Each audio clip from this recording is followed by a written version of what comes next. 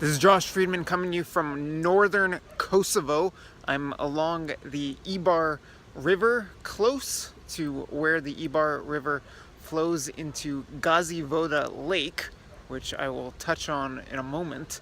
I am outside of the town Zubin Potok and within the municipality of Zubin Potok and within the area of North Kosovo that had been floated as a possibility for being swapped for the Preševo or Preševo Valley area in southern Serbia. I recently visited Preševo and the Preševo Valley, and I reported to you from there on the talk of the land swap, which at the time was being taken a little more seriously.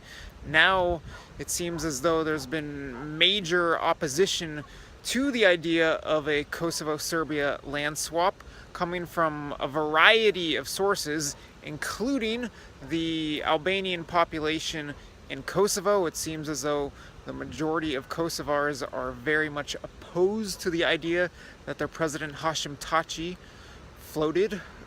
As well, that was suggested by Serbian President Aleksandar Vučić of swapping some land in northern Kosovo for land in southern Serbia.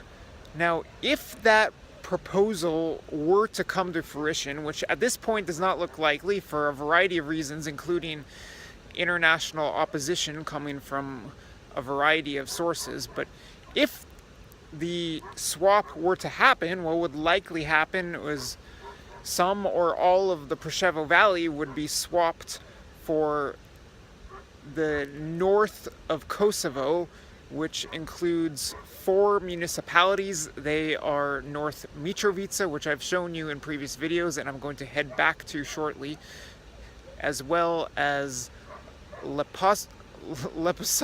I always botch the pronunciation of that. I believe it's Leposavić, and Zvečan, and here, Zubin Potok.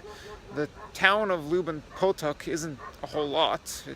Apparently about 15,000 or so people live within the city proper, although it feels like just a small town, but that's pretty much what these Serb-dominated North Kosovo cities are like. 15 to 20,000 or so in 3 of them, and North Mitrovica has about 30,000 reportedly, and it is a very, very Serbian feel out here, kind of similar to what I was showing you with the Albanian feel of Preševo within southern Serbia, but here it's slightly different. So not only do people walk around speaking Serbian and waving their Serbian flags everywhere, signs and photos of Serbian President Aleksandar Vučić everywhere. People use the Serbian dinar here, and not just that,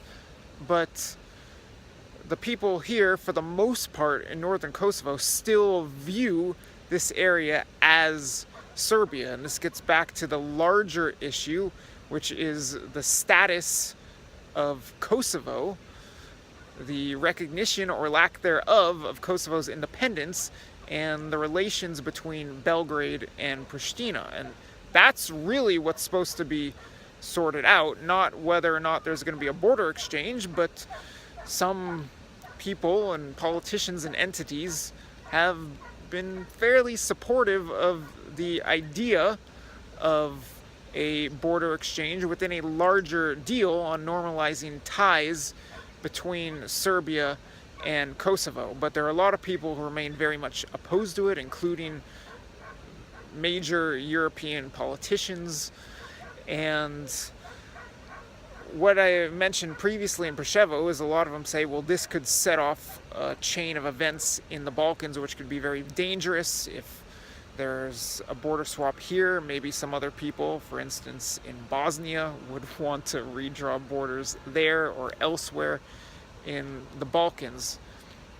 Maybe if there were to be a swap of territories, it would set off a violent chain of events, but maybe not.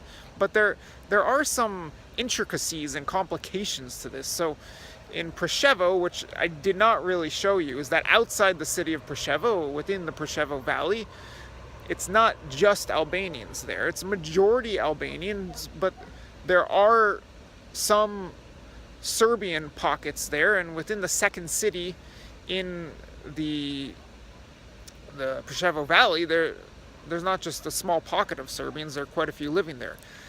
In the north of Kosovo, I wouldn't say there's as much of an Albanian population, but there are Albanians sprinkled around in various, maybe not various, but some villages and small pockets within communities do have Albanians living there or here in the north of Kosovo. So a swap of territory between the north of Kosovo and southern Serbia wouldn't automatically eliminate the problem of ethnicities living in countries where they are the ethnic minorities, or living in countries outside of their nation, so to speak. And additionally, there would be the issue of how do you handle Mitrovica, the divided city, and I'm going to head right back there right now.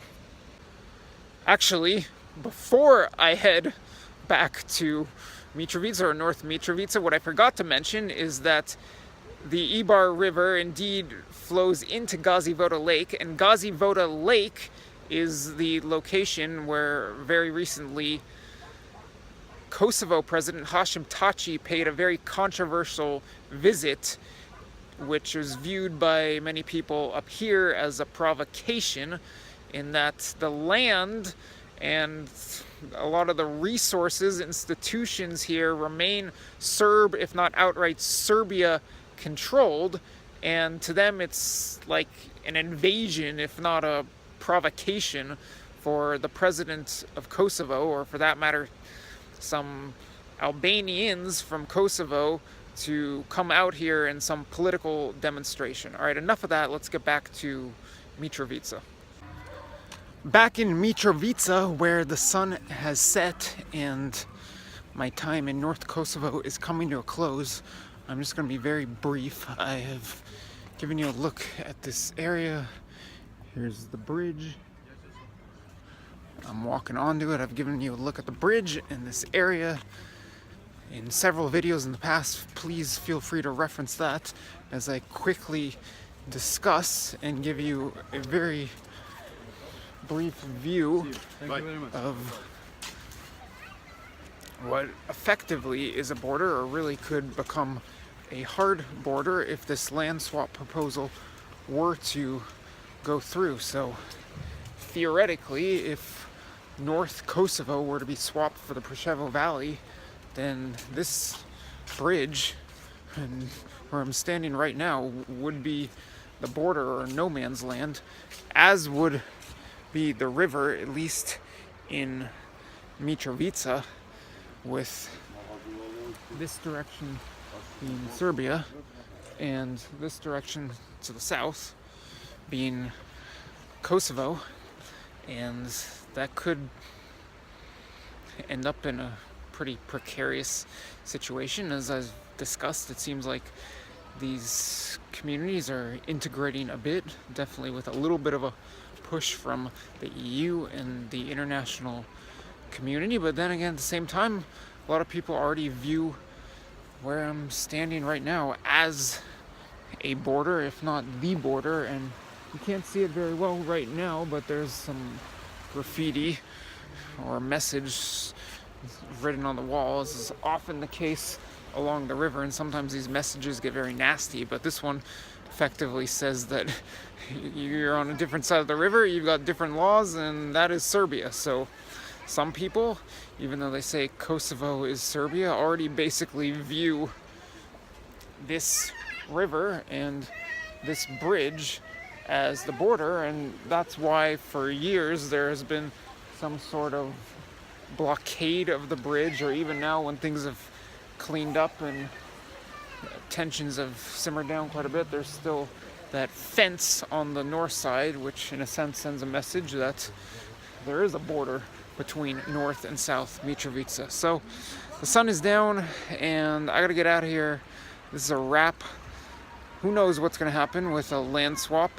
If maybe the proposal dies off immediately, or maybe this comes back years from now, or maybe for years we're discussing how do we bridge the divide between North and South Mitrovica, let alone the ethnic conflict between Albanians and Serbs in the region. Thank you very much for watching, and ciao from North Kosovo.